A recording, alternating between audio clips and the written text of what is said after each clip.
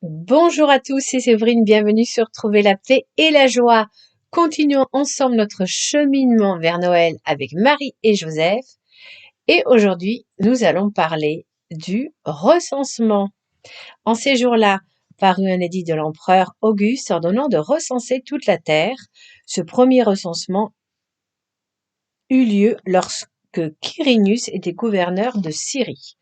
Et tous allaient se faire recenser chacun dans sa ville d'origine.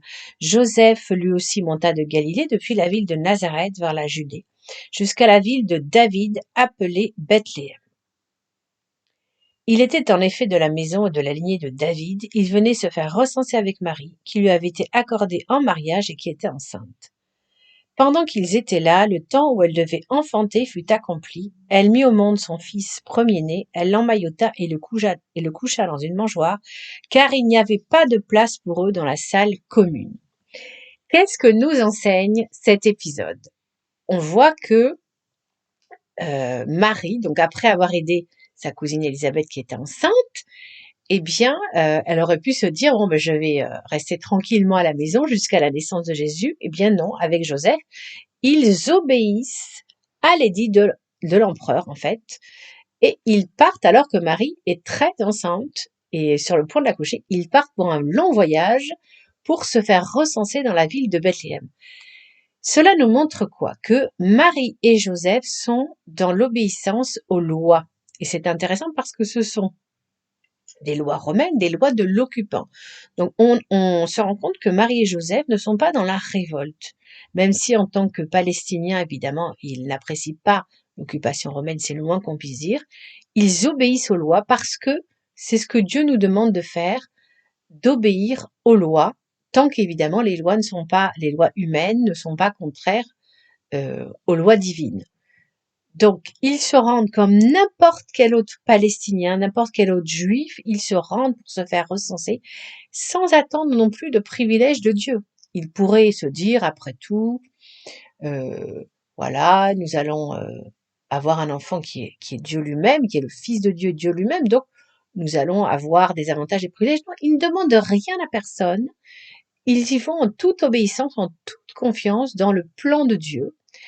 Et malheureusement, eh bien, comme toute la population juive s'était rendue au même moment pour se faire recenser, eh bien, il n'y a plus de place. Et ils se retrouvent obligés, eh bien, de se réfugier dans une étable, donc qui est vraiment pas du tout un endroit confortable et prévu pour une naissance. Et on voit que là encore, cela n'empêche pas Marie et Joseph de rester dans la joie. Ils auraient pu se dire, voilà, être déçus de ne pas trouver de place, avoir une rancœur contre leurs compatriotes. Et puis, en fait, non, ils acceptent les choses. Ils sont toujours dans la bienveillance et l'acceptation d'autrui, même si autrui peut parfois, voilà, nous fermer les portes. Et c'est vraiment la leçon du jour, de se dire, très bien, eh bien, je n'ai pas obtenu l'aide dont j'avais besoin, mais je l'accepte. J'accepte que l'autre finalement n'ait pas toujours la générosité que j'attends, mais moi, de mon cœur, je reste dans la joie voilà. Et l'acceptation des difficultés ne m'empêchera pas de rester dans la joie que Dieu a mis en moi. Et ça, c'est vraiment la leçon du jour parce que nous connaissons tous et toutes des difficultés, que ce soit sur le plan familial, sur le plan conjugal, sur le plan de la santé, sur le plan professionnel, et nous pourrions nous aussi quelque part être découragés, nous révolter, en vouloir aux uns aux autres, ou même parfois en vouloir à Dieu. Eh bien, la leçon que nous donnent Marie et Joseph, c'est qu'ils restent dans la joie. Ils n'en veulent à personne, ils sont dans la confiance. Dieu trouve pour eux une étable qui, a priori, n'est pas l'endroit idéal pour qu'une femme mette au monde un enfant, mais ils font confiance et ça se passe merveilleusement bien. Là encore, une autre leçon, c'est de toujours faire confiance à Dieu. Il va peut-être nous amener à sortir de notre zone de confort, à aller vers l'inconnu, mais nous pouvons lui faire confiance, car au bout, nous aurons une très grande récompense. Quand on suit le plan de Dieu, quand on suit le chemin du Christ, eh bien, on est toujours récompensé. Voilà, c'était un petit peu l'enseignement du jour. Donc, je vous laisse méditer ce podcast pour que cela vous apporte beaucoup de confiance, beaucoup de reconnaissance, d'acceptation, de joie. Parce que le but, c'est vraiment d'être toujours dans cette joie que va nous apporter l'enfant Jésus en naissant très bientôt, dans quelques jours.